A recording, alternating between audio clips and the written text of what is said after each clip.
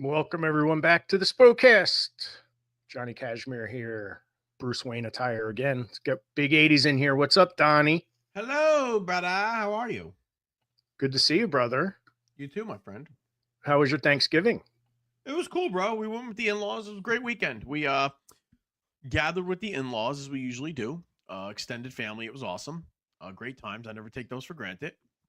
The following night, we hit one of my favorite haunts down here in Ocean County. It's the Old Causeway in Manahawkin.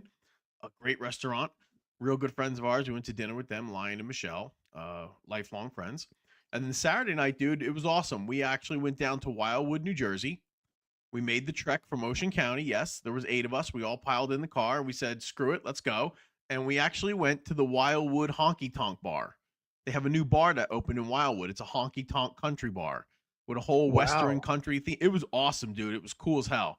Decorated for Christmas. Great atmosphere. It was kind of dead. There was really no house, I guess, because it was cold out. And I thought there would be because the Thanksgiving weekend. Yeah, they're really hopping, they said, from May till right around September. That's how Wildwood is, though. It always dies in the winter. But really cool establishment, man. We had a great time. We hung out there for like 5 hours. We country line danced. We hung out. It was just great, dude. Just a really cool, fun, inexpensive weekend. I mean, you don't need to spend $5,000 every weekend, but it was great, dude. Good times. Good. I'm glad, brother. Yeah, buddy. Sounds good. So we have a special guest here tonight. Who is it? Tommy Grayson is not with us tonight. He's on tour. He's actually in Detroit right now, or traveling. Both back seats are, so they will not be here tonight. Phil will be joining us in a little bit as soon as he gets back to his house. And we have a special guest filling in this week. We're going to tell some old stories. Ladies and gentlemen, referee Brian Logan. What's up, brother? Hi, guys. How are you?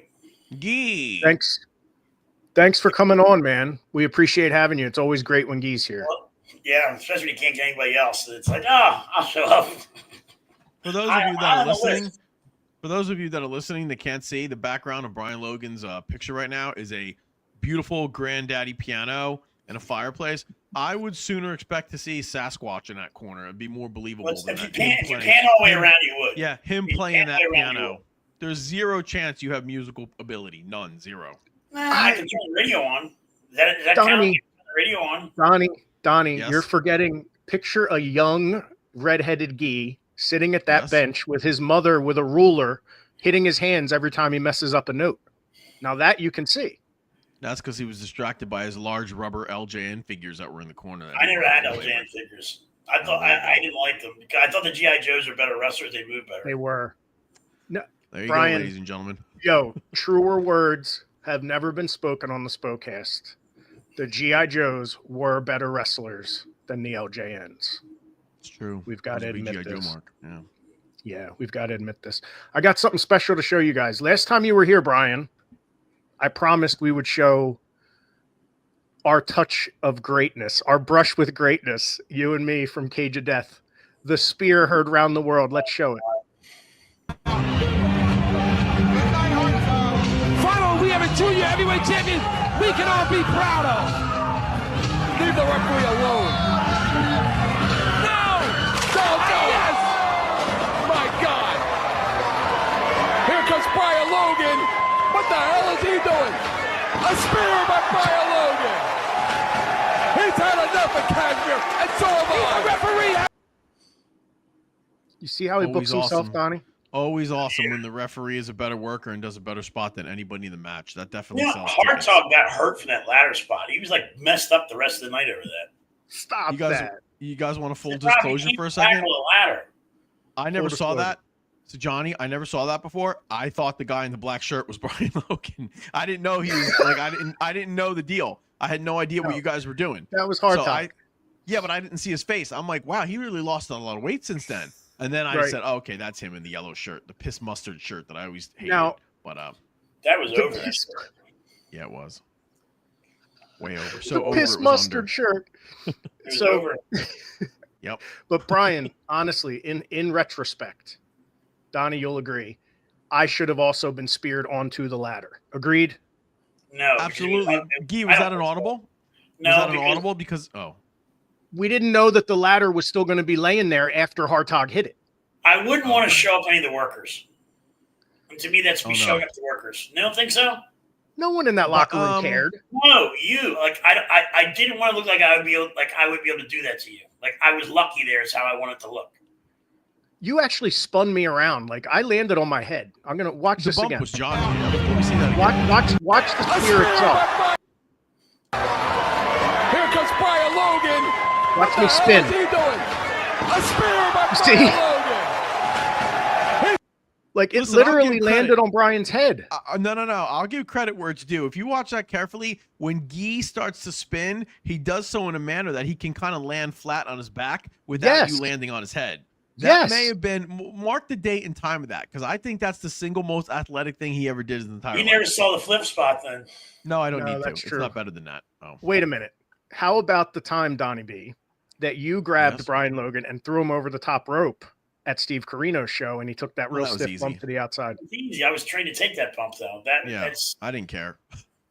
Yeah, but that was pretty impressive bump, though.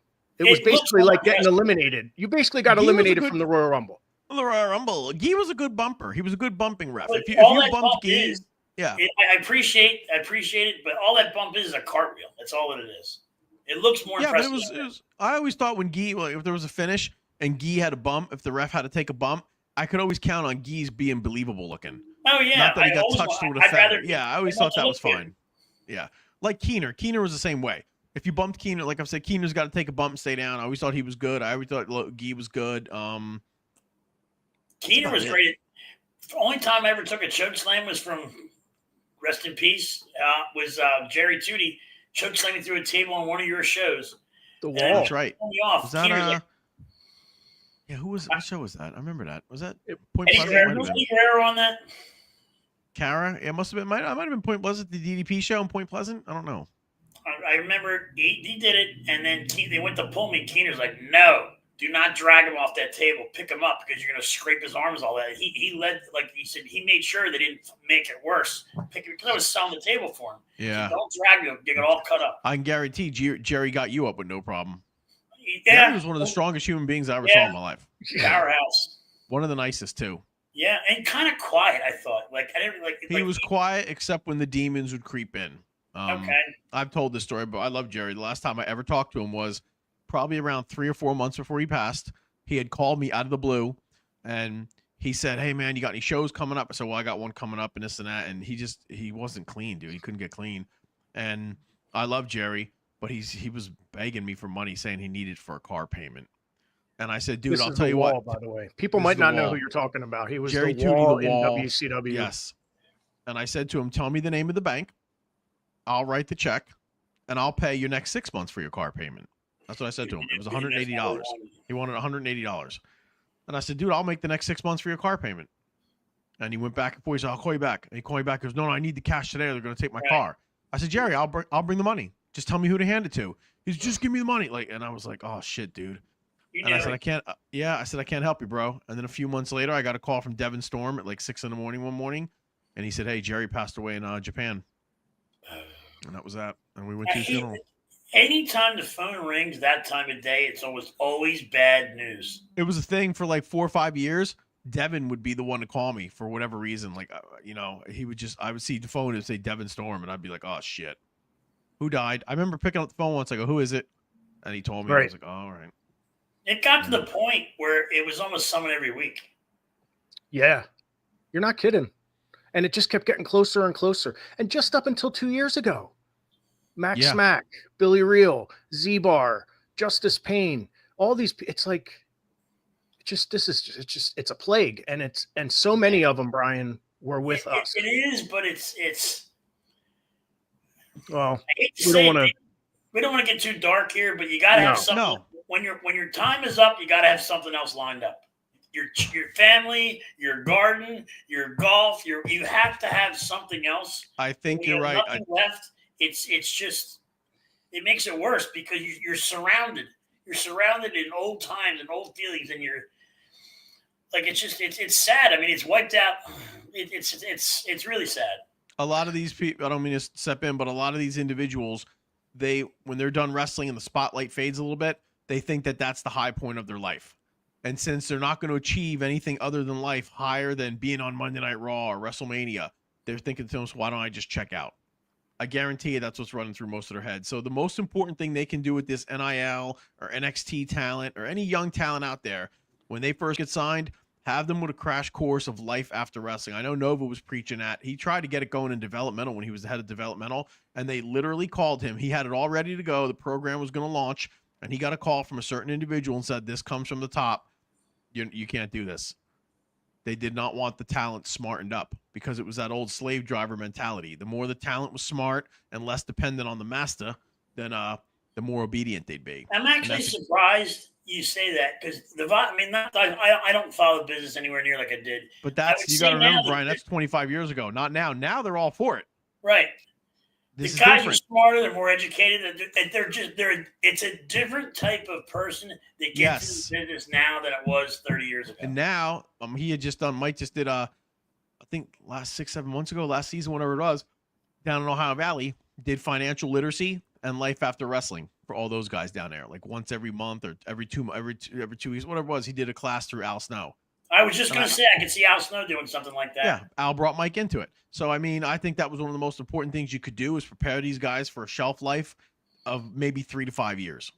I don't think these careers of 10, 15, 20 years are happening anymore, like the Randy Ortons and all that. God bless them if they do. You might get 1 or 2, like Seth or Kevin Owens and this and that a hell of a run. But from, infancy all the way to old age in the wrestling world, like if you get picked up in NFC or NXT and make it all the way through the main roster, I think these maybe 5 years, 6, I would maybe say that's 10. pushing it. I mean, yeah, I mean, there'll be a few that slip through the cracks, but for most of these people, they're going to get picked up, have all the dreams right in front of them and all the things to look forward to. And it's going to last maybe a year or 2, maybe 3. And then they're going to be out on their ass and not know what to do with their lives. So I think, hopefully they can save some of the money they have and go to do something else or whatever it is. But it's kind of sad in a way. It's like any other profession. What are you going to do? You know what I say, guys? I say it's like the flag philosophy where you have a flag, but it's limp. There's not enough wind to make the flag show and wave. Yeah. And I feel like that's a wrestler when he leaves the wrestling business. There's nothing in real life that provides enough wind to really show off your flag. Kind of like leaving a circus. Yeah. I'm almost positive it was Al. Might have been Al Snow. It might have been, I think it was Al, but I remember somebody saying, I'm almost positive it was Al, who said, the day you become a full-time contracted professional wrestler, the very first day, you have to start planning for the last day.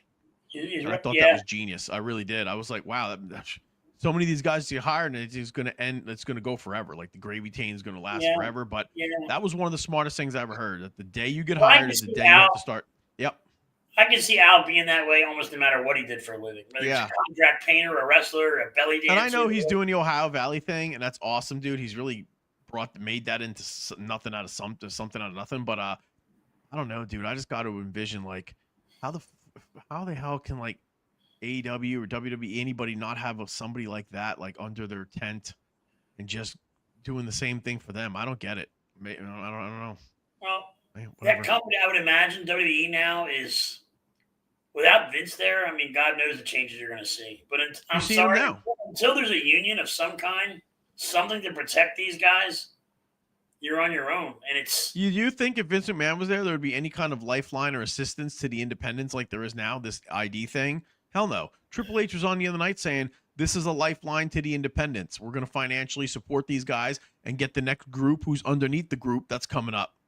He's smart enough to know that the pond has to be restocked constantly with new fish. Well, not only that, here's something a lot of people realize. Triple H worked the indies. Absolutely did. He was managed by Johnny Rodeo up in Boston. Know that. Him and Perry Saturn were the tag champions for Kowalski's Fed. I'm not saying he had a long run on there, but Triple H lived on the road, worked at the time, didn't have any money, slept in his car. And until like guys go through that, I mean, it gets taken for granted. Like these guys now, I'm not saying it's a bad thing, but Donnie, like most of the guys, like even guys like Raven, like ECW was only had Raven, maybe Terry Funk, obviously Shane Douglas, guys that worked the road circuit that didn't make a lot of money for 4 to 5 years before they even got looked at by somebody. There's this whole education and building process that takes place before you even get it booked anywhere. And I see that, but then at the same time, you go, like a Big Boom AJ, the Costco guy. He just came, you know what I mean? He came in and lit it up. So it's like, who's to say if you have to do the 4 or 5 year grind now, could you I'm not just be an saying you have NIL to. athlete? I'm just saying, No. I'd say that it makes a difference in the worker. I think, and this is just my own opinion, to draw from all those roads is the way to go. Whether it's NIL athletes or indie guys or just athletes that you pluck out of nowhere, like Bianca Belair. She was a fitness person that Mark Henry saw in a video and called her and said, "Hey, you ever think about wrestling?" She's like, "Who's this?" And he's like, "Mark Henry." He was the one who brought her in and vouched for her. Like Tiffany Stratton was a gymnast. So I mean, just that kind of shit. Yeah. So you never know, man. You never know. No, you never know. But also, WWE's at the position now, and has been for decades, where they can afford to waste money on people. They almost need no audience and have someone go in there and just lay on the mat and sleep, and they're still going to make money. Like I said, look at it this way with this WWE ID thing. I believe I heard it's $500 a week these guys get. Did anybody know if that's true? The indie guys, that's what they're getting. I didn't know. Their supplement pay. I don't know. I read that somewhere. And that's phenomenal. If it's true, I have no idea if that is true. But let's say that is true. That's how much a year? $500 a week to $25,000 a year. Yeah. So for $25,000 a year, if you had 10 of those people, that's $250,000 a year, right? Mm-hmm. So $250,000 a year. If one of those people even semi worked out, and you could get a return of investment on them and make a couple $1 million on that individual through tickets or revenue and merchandise, it's definitely worth it. Because where else are you going to get them? Right. Well, so then you'd think by that logic they would continue Tough Enough. No, I don't think so. I agree. No. But you're right. Because this is kind of like a different version. The Tough Enough thing, that was more of a marketing ploy, I think. Like when those like reality TV shit was big and all that. I think now people would just poop on that and be like, this sucks. Like that's my own opinion. You did get a lot of good talent from it, though, is what I was trying to say. We did get some good talent from that, at least. So what I'm saying is, whatever the production cost of the show was, it might be worthwhile. You could probably bring it back in some fashion if you retooled it. You can bring anything back. It depends how much they want to do it. But again, when you're breaking record after record like they are now, why fiddle with it too much? They're about to go to Netflix. I mean, which is going to expose, as long as the Netflix servers hold up and there's no, they'll be fine. Well, how many was it? 66 million people that watched that? Was that right? The Tyson deal, and Triple H said, "Listen, if there's 66 million people watching us the first week of Raw, I'll be fine if there's a few glitches. Because what does Raw get on Monday nights? 2 million, something like that. I don't even know. But you have to admit this. People that say whatever they want about wrestling, no one puts on a better high-tech, better-looking show than WWE. The WWE is the best produced entertainment in the world. Hollywood, I think. Their shows look incredible. It's without question. It's a modern-day Barnum and Bailey circus. It's the most highly produced live-action troupe in the world. And it has been for the last 30 years. What else rivals it? Circus Olay or, which is all under the same house now. UFC and WWE under the same house now. There's not many traveling arena acts left in the United States. No, you got some country. You got your rock and roll and your country people and all that. Don't get me wrong. I'm not talking about concerts. Exactly. The future is at Dome in Vegas. That's what they're going to do. That you don't think that was an accident? That's a test right there. They're trying to test it and see if we can build some kind of dome like the one in Vegas, where only it seats about 1,000 people. I think, is that right? I don't even know. It's not a huge building. No. So let's say you do that and you go, you know what? Instead of $500 for a front row seat, we're going to charge $5,000. Yeah. The old Manhattan Center. The old Manhattan Center logic. Yeah. That's all Manhattan. The Hammerstein. AEW is coming to the Hammerstein in for 3 nights in a row. In December, dude. I saw. God bless them. What do you think of that, Donnie? What's your take on how they're doing? What I guess their vision is, if they have my vision is they just need to stay the course.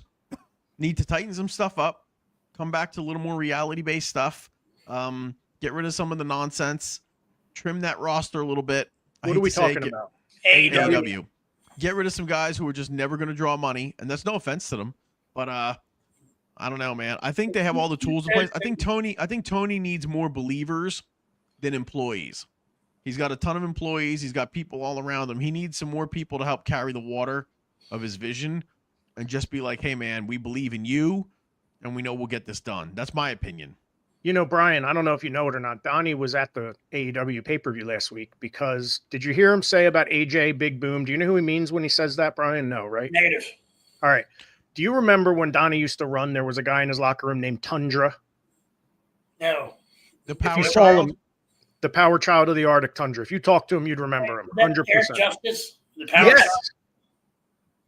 They're the biggest things in TikTok right now on the internet, Okay. by far. The Costco guys. Okay. I remember you talking about that in the last one podcast we did. They're literally the biggest thing in the country. It's Maybe the crazy. world at this point on social media. It's crazy. They were on the Tonight Show, bro, about a month ago. The Tonight Okay. Show with Jimmy Fallon. So Okay. that tells you how big they are. But I went to the AEW pay-per-view. I brought my wife and daughters. We were gracious enough to be allowed in. It was awesome. We were up in the box suite with the Welch's family. Welch's Jelly, Welch's Snacks, the Welch family. They're That's friends it. with AJ and all them. So we were in their box. But I did go in the back. It was a great time. Saw some old friends. Was super blown away and impressed with the production. I did not see any malfeasance. I did not see any miscontent people or anything like that. No heat. Nobody arguing. I saw a group, a merry band of brothers and sisters working together hard to put on a good product. That's what I saw. You know, you always hear all these malcontents on social media. Oh, AEW's a shits. There's all this heat and this bullshit. I was there. I saw it firsthand. I didn't see a single negative person walking around. Everybody could not have been more hospitable and kind and nice. And what I really noticed is how supportive they were of each other. When guys were coming back after their matches, they were high-fiving each other and saying that was awesome or this was cool. And just like, that's what I saw. I saw guys coming up to each other in the locker room afterward, like after their matches, and out of the corner of my eye, like hugging them and saying, bro, that was great and this and that. It was very refreshing to see that. I saw no heat. Yep. You know what it is, Donnie, too? And I was saying this recently to someone. We're not in a sport. This is show business. So Correct. This isn't art. So if you go up to a wrestler after his match and say, yo, man, that was some good shit out there, you know, like you're basically telling a painter you admire his art that's hanging on the wall, you know. And I told you last week, a former AEW champion, I told you off air, went up to Andrew at Big Boom AJ at the end of the night and said, thank you for the house, brother, because he realized what Andrew meant to the show. But you see right there, what he just put over, I think is lost today. Yep. There's a difference between being over and being a draw. There's a difference between selling tickets and putting on a great match. And I just see the AEW mindset is it's like New Japan watered down in the States is going to like work doesn't draw. Work is like the icing on the cake. You have to have the cake to have the icing on it. It's just there's people that like both, but I think they've it almost reminds you of Ring of Honor with a bigger budget with the way they started. They took all those low spots out of the show. You can't have every match be, well, maybe you can. It's just, you can't go, all the matches look the same to me. They all look the same. The talent looks all the same. The spot look all the same. I mean, some people like that. To me, it's almost that's what was so refreshing. Yep, that's what was so refreshing about AJ's match against QT Marshall. And everybody, dude, if you universally lauded, like Meltzer put it over, said it was a home run. Cornette talked about it this week on his podcast. And he even had to say it was so different. It was actually like Brian Last even said it was great. It was good. They put it over. He did. I listened to it. And Cornette said it was a county fair match. And he said, I don't mean like that's not a bad thing. It was a county fair match, babyface and heel. And even Brian Last said next to Will Ospreay, Big Boom AJ was the second most over person on the show. The only thing they did compliment, a lot of people said they couldn't understand why it wasn't on the main broadcast. It should have been on the main. And well, I'm not talking out of school here, but the reason it wasn't, Andrew didn't want it to be. He didn't want to take a spot from somebody who earned it on the pay-per-view. Not only that, they're not, like we said, they're not behind a pay platform. So to put them on a free pre-show makes so much more sense because no one pays to see them on TikTok. To see, correct. And then you'll say, wait a minute, this was cool. Let me buy the pay-per-view. Right, yeah. Right. Now, maybe something could have happened at the end of the match where the match didn't have a finish and they say, well, these guys need to go rest for an hour. Yeah. They'll finish the match on the pay-per-view. That might be neat.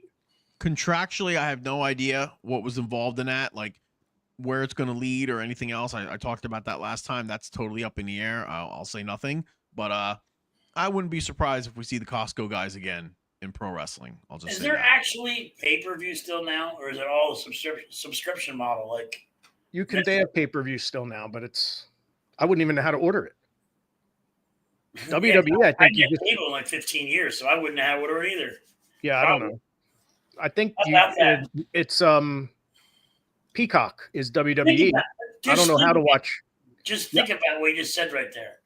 Pay-per-view was everything in our 20s. Now pay-per-view is, what? Like, I wouldn't even know how to order it. On Triller, Shows you you how can much order time. It shows you how much has changed in that time period. Just how the business has changed and how we absorb the product is different. Right.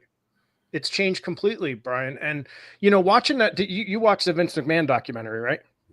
Yeah, I was a bit disappointed with that, but yeah, I watched. I was too.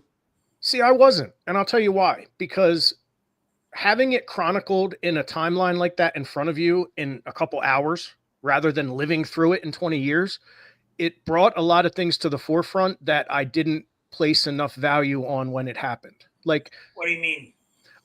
I think me as a human being was like mad at the world, and WWE and wrestling was like the bastard son of showbiz. You could have a chip on your shoulder and fit in as a wrestling fan. Do you understand what I'm saying? Yeah. I just think that what they put out there was nothing new in any of that. Like, that was all, like, I thought, but then again, I thought, why would they put something? They're not going to, I got it as they're trying to distance themselves from him in some way. Yeah. Absolutely. But what I'm saying is the depravity that was going on right in front of our faces, we should have put two and two together the whole time and realized that he was really weird the whole time. It shouldn't have taken us until 2024 to realize that he was a depraved man, is what I'm saying. Well, I'm just saying it didn't even surprise me. I'm like, I would be surprised if he didn't do something like that. Right. Well, think about it. Think about a billionaire living in your own bubble where he gives people shit for sneezing and to be taking gas at 70 some years old and to wanting to have your daughter's birth be put on Monday Night Raw. Like, you figure he's living in a world where no one says no. Right. No one says that was a bad idea. Right. So and after a while you lose touch with reality. It's the Emperor's New Clothes. You know the story of the Emperor's New Clothes, right? Right. To me, the real story is why him and Linda got divorced. There's probably a million gag words, but the real story is the breakup. And it's all but she's still going to be put in Trump's. He's going to put her back in power of some kind. Oh yeah, she's the head of small business. Education, Department of Education. Oh, it's education now. The last time was she ran the administration for small businesses. What small business she ran, I don't know. But no, I have no idea. He had a checking account. And now Shane's looking for a place to go. I guess he's man with no country, except his bank account. Shane McMahon. Yeah, think about it. Your dad is the most heated guy in the business. Your sister, everybody's left. Hunter, I guess, is running it, but isn't the owner. I mean, Shane's out. You know what Shane reminds me of? Shane reminds me of Hogan's kid. Remember when we used to watch that show? Like, Hogan's kid's going to be the screw up with a bunch because he doesn't have a role. No, you're painting. No, Shane McMahon. I met Shane twice. That was it. But Mike actually knew him, and he's gone on record and said Shane McMahon was the most normal. Next to Linda, was the most normal and nicest and down to earth out of all of them. And if you watch that documentary, you can see that the only thing Shane McMahon ever wanted his entire life was his dad's approval and love. Sure. That was it. That's the only reason he ever got in the business. That's the reason he stayed in it. He just wanted, and there was one part in that documentary where he said, after the Mania match, I think it was, his dad hugged him and said he was proud of him. And Shane was like, that's what I was looking for my whole life. And I think now, after getting that, he can separate himself and say that the family I'm making is more important than the one I came from. And just for the good of his wife and his children and everything else, I don't know what kind of interaction he has with Vince on a day-to-day. I really don't. I'd be surprised. Funny you mentioned that because I remember Vince himself saying the same thing about his father. Yeah, it was a vicious cycle. And I could almost guarantee that Shane was damned if he would repeat it. Sure. Vince did to Shane what Vince's dad did to him. That's exactly what happened, man. I just thought that documentary, like there's Vince and this horrible upbringing, and I guess all these people have been silenced or they're all dead because nobody alive today knew what Vince was like, life was like before he met his father. His mother lived to be 100 years old. I remember reading that someplace. But there's no resource of what Vincent McMahon's life was like before he went to live with his father.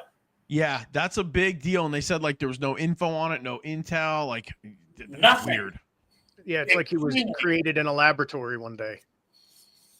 Which is funny. Someone said something about Epstein the other day. You guys know who Epstein is, right?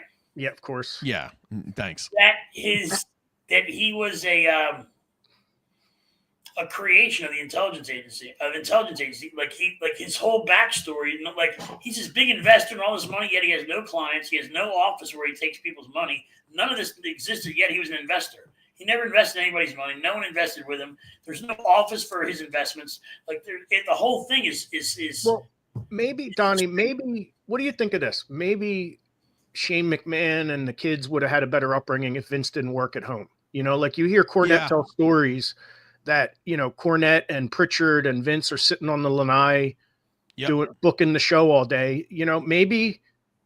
Maybe home is a place you shouldn't work when you have kids. I don't know. I don't know shit about kids. So he never got away from it.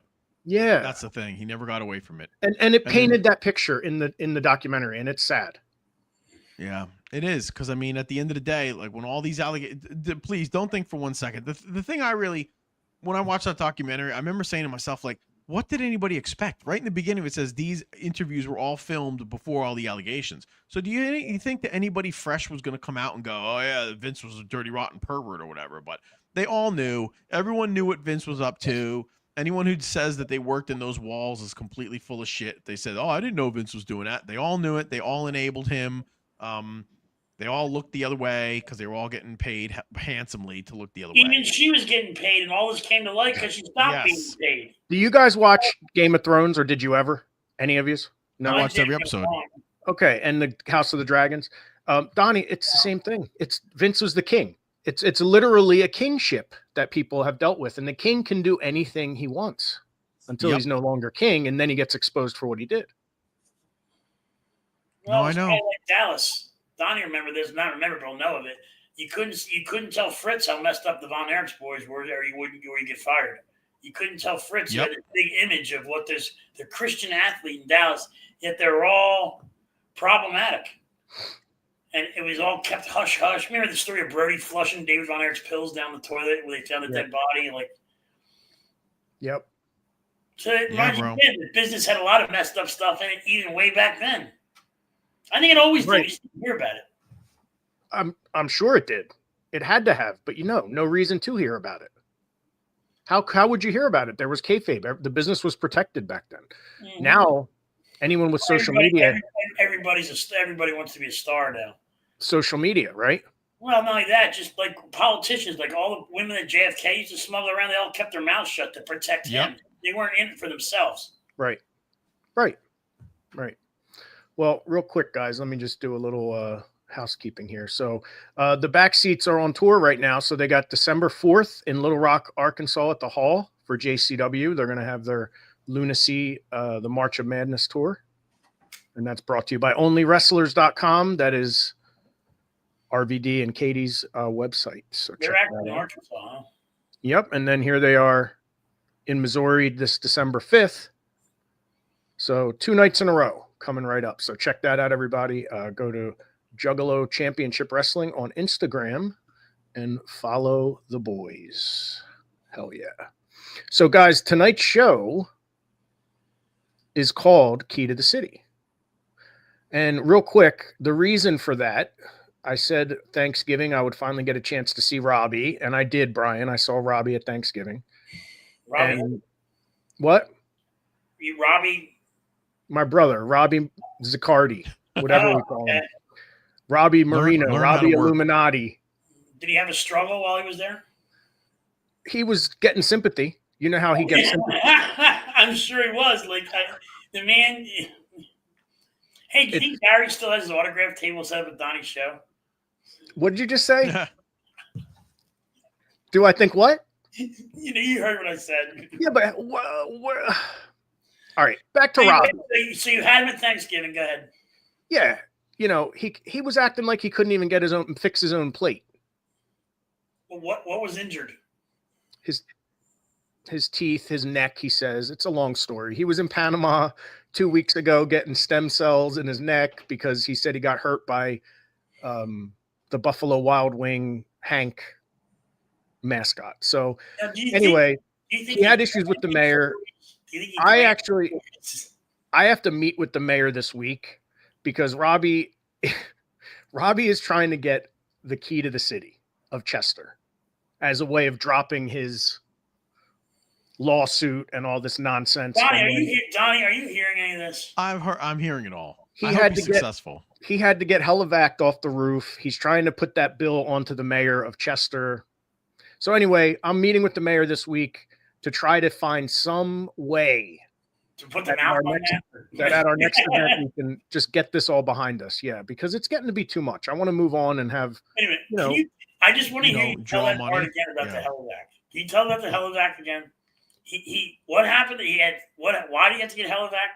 he didn't have to. He didn't want to go to the Chester hospital because he said it was subpar. So he had the It Hellevac was thing. subpar. So he had to go to Philly instead. And then since it wasn't necessity, Why was he in the need of emergency medical assistance? I don't think he really was because he lost the match. So I think it's a long story. You got to go back and watch the last 2 weeks. Yeah, watch the show. He did Listen all to this the to show, sell an Gee. angle? Yeah. We'll see what happens. All I'm saying is I have to meet with the mayor and we're trying to get this all behind us. So hopefully we'll have an announcement soon as to how this is all going to work and when our next date is as well, because that's on the horizon. We're going to be announcing that very soon. If you get a big key, can I see a picture of it? Like a great big key, like the key to the city? Like remember in the Superman movie, they gave him the key to the city? It was a great big key. Yes, we might. That would be over. Well, exactly. Hold on a minute. Your reference for a key to the city reference is an old Superman movie. Yeah, because that's the only time I remember a great big physical key. Key to the city. Okay. Key to the city. That's it. So yeah, we're gonna see what happens. The school kids in Chester might be making the key to hang. Oh, Okay. that's cool. So it may have to be a key on a pole or a ladder. Or so, I don't know. I want to be brought up after the show's over. I want to be brought up to speed on this whole thing. Make sure you're there.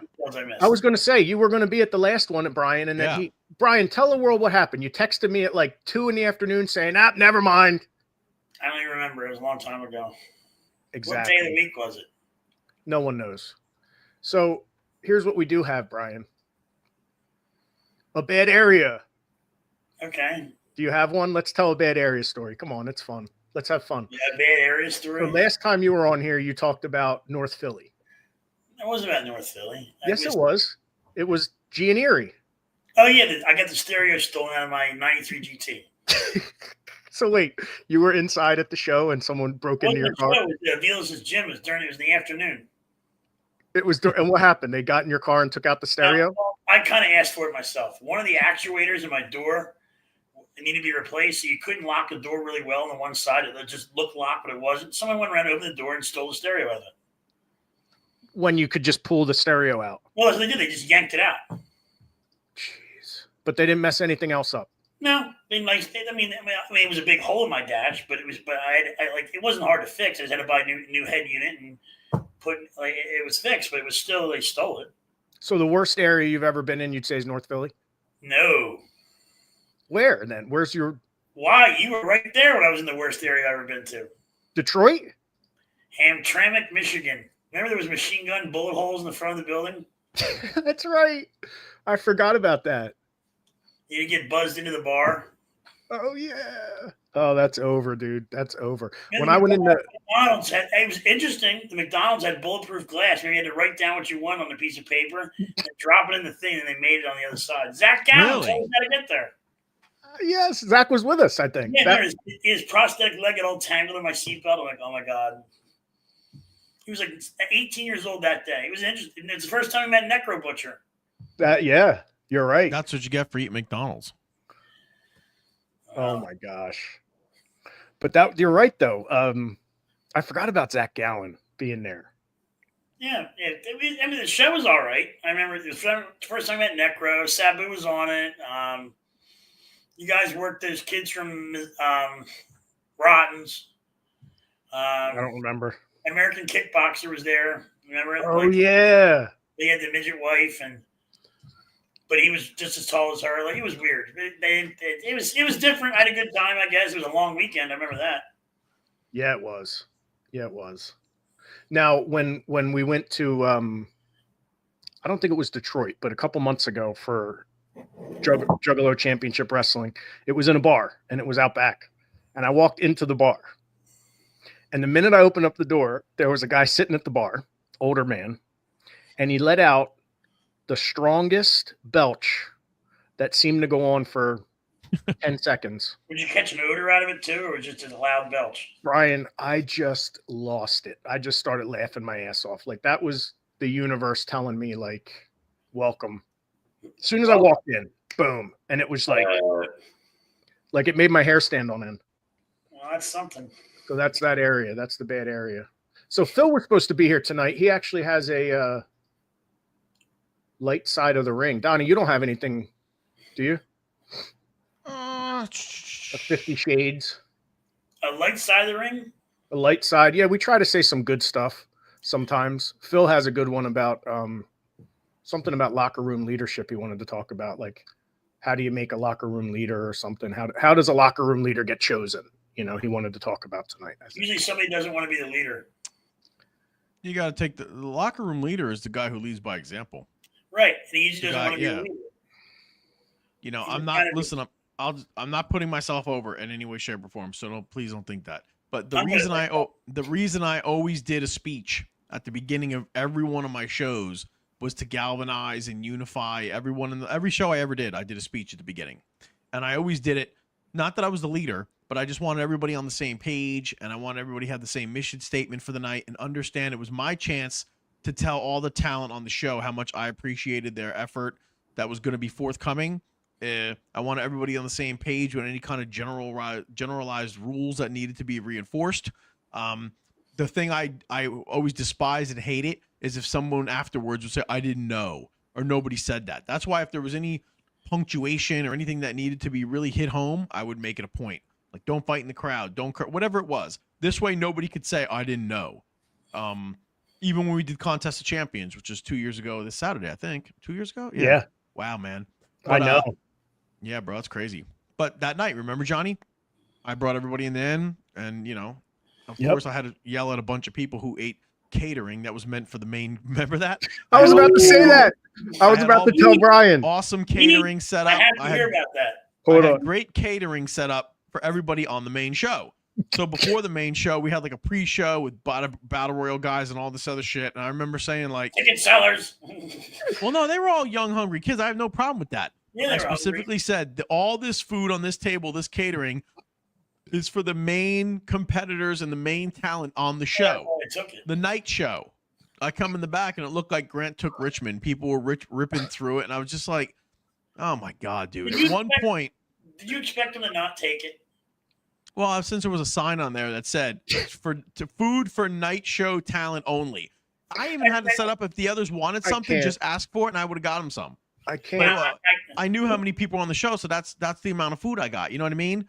Oh my God. And even it got to the point where, like, thank God, Sting of all people had come to me and said, like, hey man, can I have some of that? And I'm like, yeah, of course. So like he made his 2 portions, and I remember him saying to me, like, if anybody else needs some, they can have some of mine. And I was just like, holy shit, dude, this is the biggest guy, the biggest name ever in the Ocean County ever that I promoted with. And he's telling me right now he'll gladly give some of his catered food to somebody else. I was just like, is this real?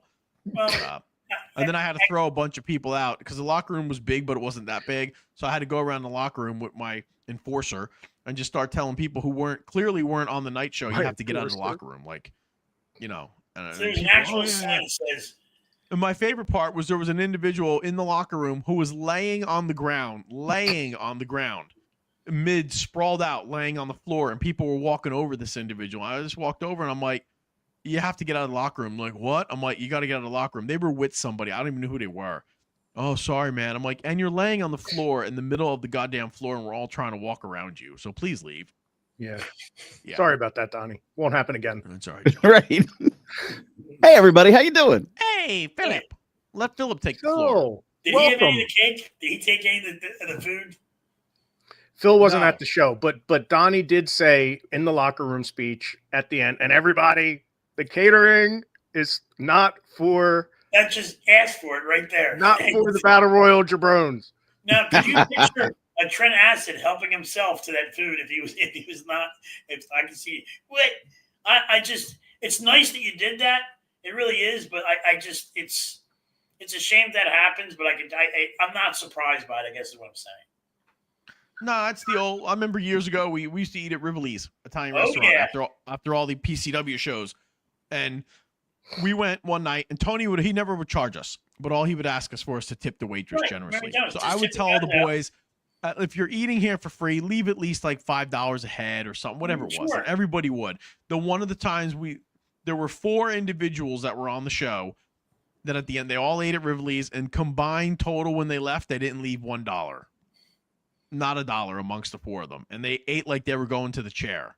You know what I mean? Like ate at a house and home. So they left, and then I remember saying like I covered their tip, but it was just like one of those things. I was like, Jesus, man, I'll tell you who it was off the air, but it was the night Eddie Guerrero was on the show when we all went to Rivoli's with Eddie. I knew it was. I assure you, Eddie left the tip, but we covered Eddie. But no, it was 4 other guys at the end of the table, and I remember watching it go down. And I was like, Jesus, you can't even do this. Like you can't even. And I paid them all to be on the show. And I think I was asking, like, everybody just throw $5 a head in. Yeah. And you're getting like a $30 meal or whatever it was. So, Yeah. yeah. Sorry about that, Donnie. Frank Kazarian could eat the whole thing. That's one thing I remember, that he could eat the Yep. whole thing. Who could? Kazarian, he'd eat the whole thing. Oh, that's right. He loved I it. He forgot loved about Rivoli's. that. Yeah. Rivoli's Great was times. crazy amount of food. But here's Oh, yeah. what an We insane took thing, right? food home. What an insane thing that I had set up. I had accommodations and food for the boys before the show, after the show. I had supplements, free samples of supplements for all the boys with like bags that you would get like at the Academy Hey, it was Awards. first class. That set up for talent. I had a gym. Imagine that. I had a gym set up that any of the talent could work out for free if they came to the show early. Oh yeah, I even had tanning if they wanted to go tanning for free. And I had after show accommodations that they didn't have to pay for to come eat. Like Dennis and Dapper used to tell us, Dapper used to say, you got to come to the restaurant to get paid after the show. Only because it was he would tell the sponsor, hey, after the show, let me eat for free. I'll get you like 100 people here after the show, whatever. that was his trick. So he would have like somebody like Joe Bob's Italian Restaurant would buy an ad in the ad book and buy a bunch of tickets, and he'd be like, oh yeah, we'll get you at least 50 people to come here and eat after the show. It was all the boys because he'd tell everybody you got to come there to get paid. I've been there before. That's old school promoting right there. Yeah, I never did that. I just said the guys. I've gotten you many eat a for free. payday at the after party. I always got paid from Dennis. Sometimes Dennis would give us extra money in the bathroom. One time I was in the bathroom. Oh yeah, oh yeah. Yep. You look here, don't say nothing no more. Here, take this. You're right, right. Fuck Fred, take this. Yep. Exactly. Love it. So Phil, what's going on, buddy? PT Barnum. How's it going? Doing well.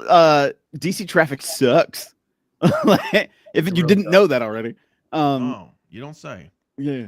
I mean, I left it. I think Johnny and I had a phone conversation before the show. I think I left 5:15, and I'm just now getting home. So, yeah, crazy. Gotta love it. But I had a question for all of you. I mean, we've all been around a bit. How do you designate or realize who the locker room leader is in a locker room? I have a reason to ask this question, but I kind of want to lead into what for you, like, how do you know that's that person, or how do you define that person, or you want to take turns? Donnie. Yeah, Johnny, please. I'll go first. To me, it was always who your most respected guy in the locker room was one of the hardest workers that led by example, and somebody that you would pick as the shining beacon of your company. For me, if I had guys in a locker room like Nova, Kazarian, Daniels, those would be some of our leaders. Frankie's a leader through silence, through example. Same with CD. He would do a speech if he needed to, or lead. Same with Nova. Again, I'm not putting myself over. Chris Daniels. Yeah. But I would do speeches and do that too. But to me, the locker room leaders are always the guys who led by example. And either they've been to the place that you want to go to, or they're on their way to the place you want to go to. So you want to follow their example. That's my opinion what a locker room leader is. It's not somebody who raises his hand and says, I'm the locker room leader. Correct. To me. Okay. Johnny, what about you? Would you add anything to that? Yeah, I'm going to go more metaphysical. I'm going to say it's I don't know how to explain it, but it's an energetic thing. You just know who it is. You know, it's like an alpha. You know, no one's walking around with a shirt that says I'm the alpha here. But there's just something in the air. There's something energetically where you just know without knowing that someone's a leader. And I think that's how it works. I think you just sort of have that energy or you don't. It's like a horse race. It's like watching horses race. One of them's going to break out, and it's kind of like an intangibility is what I would think. Yeah. Brian, what about you? Interesting question. I would say in my experience, it's generally not the loudest person in the room. It's usually somebody, like Donnie said, that has been the furthest, but almost everything they say or do, they don't speak unless it's important. And when they do speak or do something, it's about the betterment of the group. It's never about the betterment of themselves. Yes. The betterment. It's kind of like the conscious of the locker room, the conscious of the office, the person that rarely speaks, but when they speak, it's important. Everyone listens because they rarely speak. It's almost always true. And it's for the betterment of everybody. It's never for the betterment of themselves or one other person. It's like the group's mind and the group's voice speaks. Yeah. I had an experience. So this is a light side. You know, I kind of wanted to see, because I know where I'm thinking about, because I agree with all of you, and it's that group consensus. It's sort of who you get drawn to for whatever reason. They work hard. There's somebody who's known. There's somebody who's given that great feedback. There's somebody who's built up a reputation within that team. If it's for like a particular place, I think of a bruiser at MCW, who's now passed, but like he was the leader he ran their school, so he kind of earned the reputation by leading the students and was telling people more what to do and was giving a lot of that feedback to people. And then, like you said, there's people who've been there, done that, who are giving, feedback or just like attentive. And like, you sort of know, like, okay, they're the guys I'm going to go to if there's a problem or if I am stuck or, whatever it may be. I had an experience at an event where somebody who had never been there before takes the mic from the promoter at the end of a meeting and goes, "Hey, yo, I'm now the locker room leader. So if you have any problems, I want you to come to me, tell me about it, because we all have to work together." And some of the things he's saying weren't wrong per se, but it was like, I looked at him and I was like, I don't know who you are.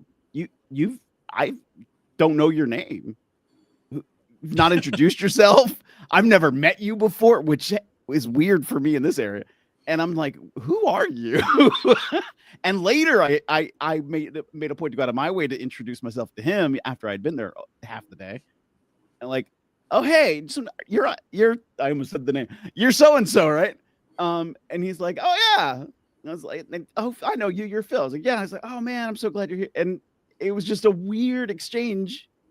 And I've seen this person since, and it's happened again. And I'm like, I don't understand this. I've never in my life had somebody go out of their way and be like, "Yeah, I'm the locker room leader." That is awesome. I know somebody. Johnny and I know a person that did this. Place we both worked, there was someone in charge. And then the next person in charge. You talking about Rebel? No.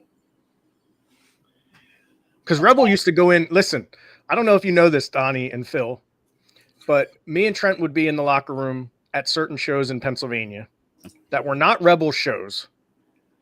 And we would be doing the locker room meeting, and there would be the whole lineup on the board. And he would grab the eraser and just erase the whole board in front of the promoter, in front of the whole locker room. That's and then go, "All right, backseats who you want tonight." And we would say, and he wrote it up there and put us main event and did it all right in front of the promoter, just like that. I can assure you that never happened in any show that I was booking. No. He wrestled a couple of Dennis shows, and trust me, old Chucky Boy was put in his place. He did it where he could get away with it. I'll tell you a little story about Rebel. And you remember, Johnny, I don't know if you were there for this. You had to have been. It was Rebel and Tough Enough, Greg Matthews, right? Yeah. CW Arena, the arena in Philadelphia, right? This is right when John started running a monitor in the back where the guys could watch. And this is going to tie all the stories together. You talk about locker room leaders, right? I'm going to blend all this together. It was Barr and Burke against Rebel and Matthews, right? And wife beater Matt was out because he had hurt his back. He slipped on the ice, and he had a TENS unit. Yes, running Dave, he was. On the small of his back. And now, wife beater hardly ever talks in the locker room. Never makes, but you would know, sure as shit, that's a locker. Like he would, you just knew. He very rarely ever acted. If he acted, it was important. Well, we're watching this show, and I'm watching the end of the match. And all of a sudden, you see Rebel with a chair smacking Birkenbar in the legs, and like the guy. And as you hear this, like we're all starting to see the monitor more. I'm like, yo, what's there? There's a problem there. And this is rare. It's rare that this happens that I've seen a lot where guys it's a shoot fight, like there's a shoot problem. Yeah. And the music's playing, they're getting him out of the ring, and I said to Matt, there's gonna be a problem to come back through here. Matt is wife beater for people that don't know. So he's like, well, let's see. Rebel comes back, yelling at Birkenbar, and Rebel was always the type that would, let's be honest. He's a man that would take cheap shots on kids in a ring, chop them, body slam, then chop them in the chest. Like, he would just take liberties because he could get away with it. Right. Well, the problem is now these kids are getting bigger. Right. They're not 19 anymore. They're getting bigger, physically bigger. Mm-hmm. It's not funny anymore. Now you're being disrespectful. Well, let's just cut to the chase. Chuck Williams, the Rock and Rebel, was one of the biggest pieces of shit to ever walk the earth. I'll say it. If anybody else wants to. Just a terrible human being from the very first time I met him to when he did the unthinkable and killed his wife. That's exactly what he was. He was a turd. He was a useless human being. And there's no one in the history of the world that could defend him to me. I'm sorry that his children had to live through that.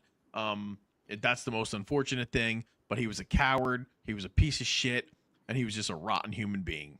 So whatever. Take from that what you will. I don't mince I'll words. finish the story real quick. He comes in the back yelling and hollering. There's going to be a problem. The first guy in his face is Matt. Chuck's voice went from yelling to quiet almost immediately. Of course it did. Then, after he got done with that, now comes the real boss yelling from the steps. John comes down and gets in his face. So at that point, then, Rebel lost all the wind in his sail because he was dressed down in front of everybody.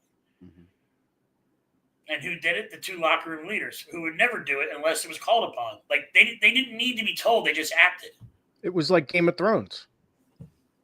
There was a hierarchy, and it spilled, and things trickled down, and everyone knew, and the locker room itself was a synergetic circle that had a mind of its own. You used the word consciousness, Brian. I think that's exactly the word that you should have used. Yep. Good analysis, Brian. That's why we have you on here. Thank you, Gay. Pirates, when a pirate, the captain of the ship, dies or whatever, the person that sets it up to pick the new pirate or the new captain, do you know who that is? Who handles that? It's the master of arms has a vote. In other words, it's the number 2 that votes that picks the new leader. So really, he's the leader, but he's never really the leader. He's always the number 2. Well, I just want to say, Brian, you went 59 minutes on the podcast and you were gold until that last dumb story about the Pirates. About the what? Congratulations. The Pirates? Pirates. No, it makes sense though, but it's all right. Way to finish strong, bro. I'm saying is that leadership is given; it's not taken from anybody. You're right. I'll give you that. And with that, gentlemen, this was a fun hour. It really was. Just shooting the shit. I made it just in time. Thank you all. Thank you all for coming. Thank you all for coming. Next Stay Tuesday, housekeeping note. Next Tuesday, I won't be unavailable. I'll be at a dinner, so you guys will have to man the ship without me next Tuesday. I'm going to. Thank you, Donnie. Thank you, Phil. You can take my spot next week. Brian, I'm booking you right now for next Tuesday. I'm going to go play the piano. I just picture the Peanuts song. All right, everybody. Look, he already left. All right. God bless.